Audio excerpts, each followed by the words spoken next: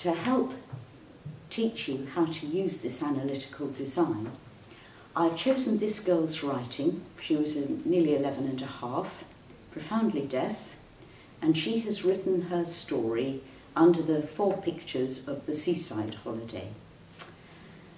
I've cut and pasted them so they're on one slide so that you can see it all in one go. So the first thing on this sheet is include spaces in alphabetical letters to resemble words. She can do this systematically and correctly, so therefore her sheet would be marked to the level 4. What we have found useful for parents' meetings, annual reviews, for IEPs, is to mark it in a line in one colour before you start teaching. After a period of months, retest, and hopefully you can then extend some of these lines in a different colour to show parents very easily the progress, or show the next teacher. If a child cannot attain a 4 on the first one, this sheet is a waste of time to use, because they won't be able to do any of the rest if they're not writing words. So if they're at that level, I'm afraid it's back to the drawing board with teaching them to write their name and one verb was the way I taught it, and I'm going to show you that later on. Assuming that they're eligible to use this, the next one is put words in subject-verb word order. And after each heading, we have put an example that we had in the writing analysis. Mum put, boy go. We've given her a 3 because there is mostly evidence. It's under most pictures. But if you look at sentence 2, it really needs another noun or pronoun in. Then man open the door and open car back and put dress in car back and go in car. Really it should be, and he put it in the back of the car, he went in and so on. So that's why we didn't give it systematically a 4. Number 3, form noun and verb phrases. And the examples we've given are clothes in car, going holiday. The ones I've underlined are the ones she has put in, and she has scored 4 because we reckon that she can systematically understand that you put noun, verb in the phrase. Include appropriate prepositions. We've only scored her with 2 because she's only used to and in as prepositions, so work needs to be done there to teach her further words. Use the articles the and a appropriately. She often does, but it's not systematic yet. She has written under sentence 1, a men, but then she's written ready to go holiday, a boy, so she's put in an A, but if you read through, some are omitted where they should be. Number 6, use connectives such as and, then, next, so, after, now, because. She's only scored 2 because she's only used and then. Use full stops and capital letters correctly. Sometimes she has, so she scored 2. Use verb tenses, went, saw, opened, was packing. What we've done is underline the verbs. So she's got get, go, open, put, and so on. So we've given her 1 because she is in fact beginning to change tense, go and get.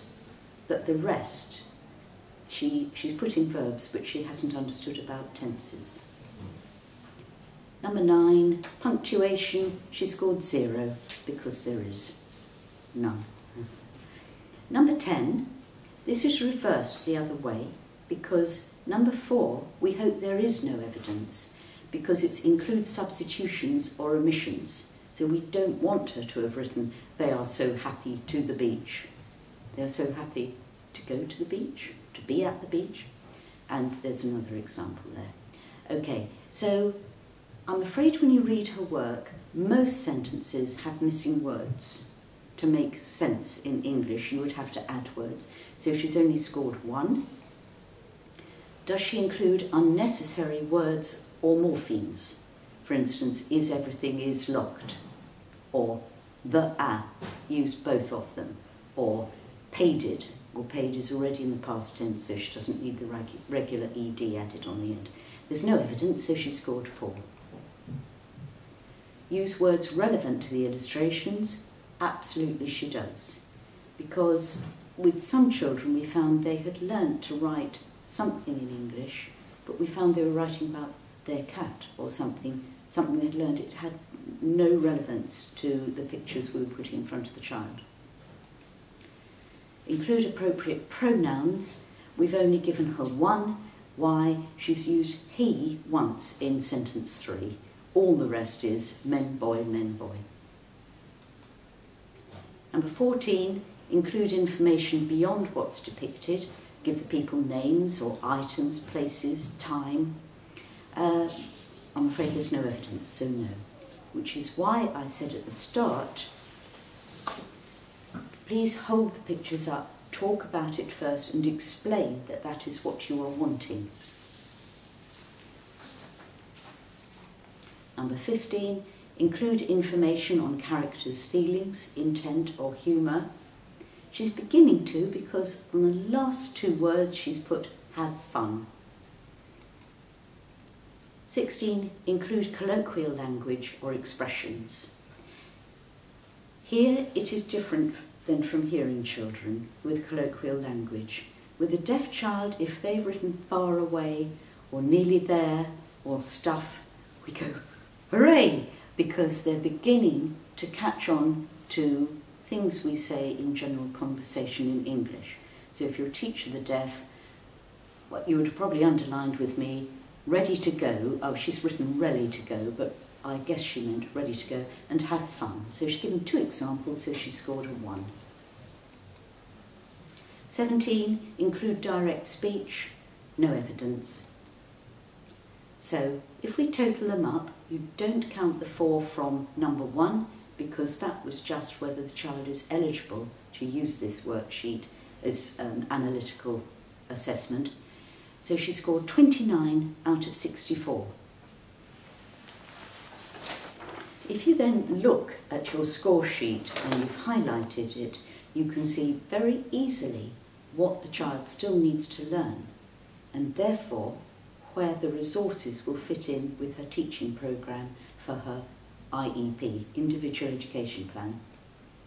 So we can conclude that we've developed a sensitive, analytical assessment of deaf children's writing, and we hope it can be a useful tool for teachers, 1, in designing individualised education plans, and 2, for teaching their pupils how to improve the quality of their writing. This writing assessment is useful, I hope, for teachers and parents and children. When you have scored it, it doesn't have to be moderated. It is the evidence you have of your child, where you think they're at, and so that you know where they haven't scored a 4, that's where they require further teaching. So by all means you can moderate it with fellow teachers and see where you would have put the child, but it's not necessary. It is a tool for you to know where to teach.